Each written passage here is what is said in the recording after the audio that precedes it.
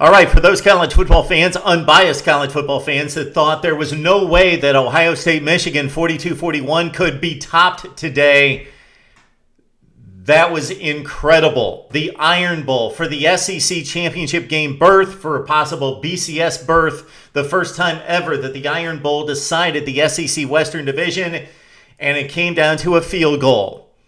That's not so incredible. It came down to a field goal miss. 108 or 9-yard return by Chris Davis of Auburn as the Tigers upset the Tide 34-28. And if you took this one in, let's talk about it and certainly offer up your comments on today's Auburn-Alabama Iron Bowl game that moves on to the SEC championship game. Tigers against Missouri or South Carolina, we will see later tonight. And again, has anybody ever seen that even in an average regular season game, let alone with a game that had all this writing on it where there was a missed field goal in that situation, a tie game where it was returned for a touchdown? I can't recall anything like that ever happening. And because of the angle, the camera angle on the kick looked like it had a chance. It was certainly looked like it was on line from that angle behind the goalpost, but it was well short. And then Chris Davis was right there. And to their credit, Gary Danielson and Vern Lundquist had mentioned that if there was a block, I don't think they talked about a return, but if there was a block, that Alabama would have to be on guard to make that tackle and pursue the guy that picked up the blocked kick. I don't know what happened in regards to any Alabama players not getting anywhere close, except the kicker getting close to Chris Davis along the sideline, and Davis did a remarkable job in regards to staying in bounds. It was very close for a few steps there in terms of him possibly stepping out of bounds, but he clearly stayed in bounds. And what a finish to this game. It was amazing. Auburn 34-28, and this was a game in which it went back and forth. Alabama had its shot at 21-7 to take control of the game. Auburn made a very important offensive touchdown late in the first half to make it 21-14. It was a 21-all game, and then when Alabama went up 28-21, there was a couple chances for the Tide to put it away, either by making a field goal, which Cade Foster missed two and had one blocked, so 3 missed field goals for Alabama was obviously a huge factor in this football game. And also the 4th-and-1 play with TJ Yeldon getting stood up by the Auburn defense. So let's run through it right here. My first impression of this football game was just being so impressed with Auburn's physicality along the defensive front and offensive line.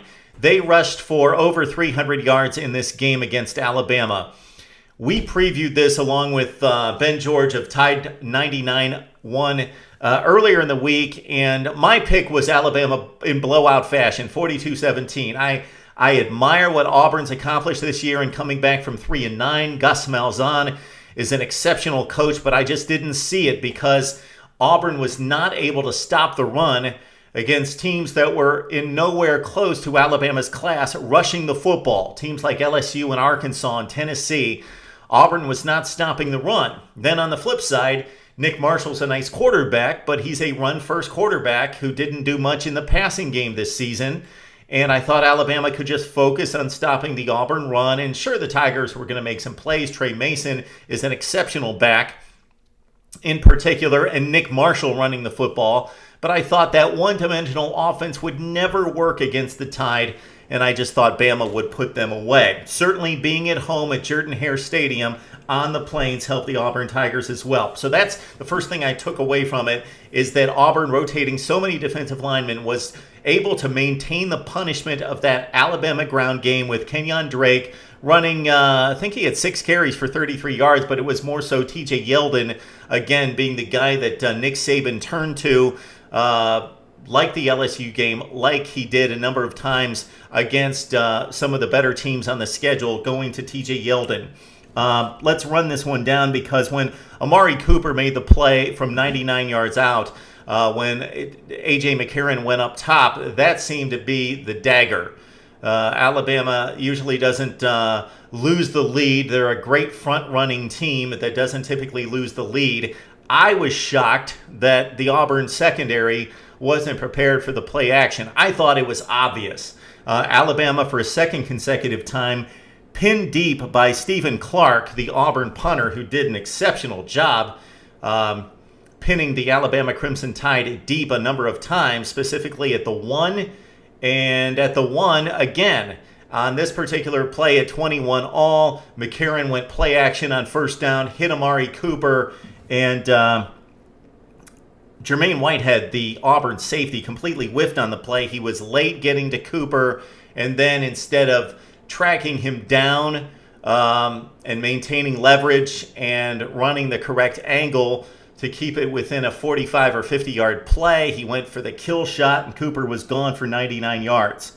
I thought it was over then, and that Auburn had played an exceptional game. Then Auburn almost sealed its fate on that 4th and long call, the long one, playing at its own 35-yard line. And I know Gus Malzahn was what he was thinking. I got to get the ball back. It would be difficult for my defense to make the stop. I'm already down 7. The clock's winding down. We're at about 4.5 minutes. I got to keep the football here. But 4th and a long one just didn't work. And Adrian Hubbard made the exceptional play on the edge when Nick Marshall tried to undercut him and cut back inside. He saw the gap. Hubbard made the great play, and Alabama had the football once again, up 7 with the football.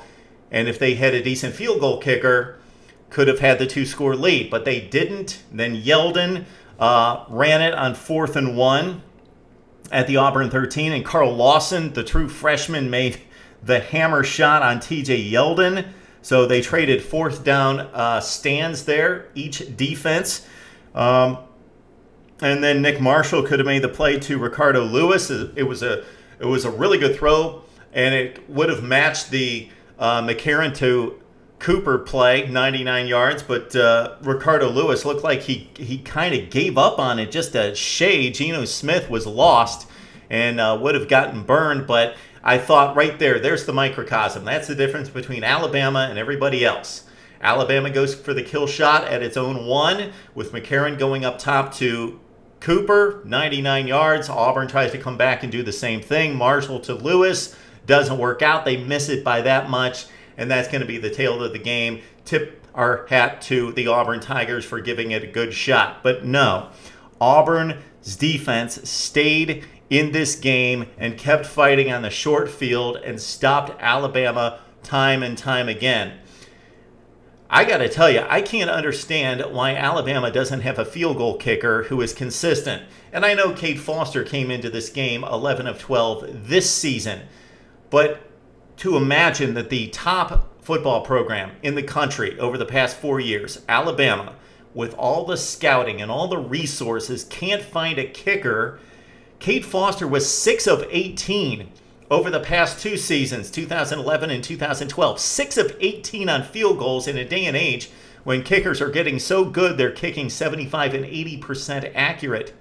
6 of 18 that Nick Saban wasn't able to find a kicker. So Cade Foster reverts to his form of 2011 and 12 and misses the 2 field goals, has the other one blocked because he kicked it low.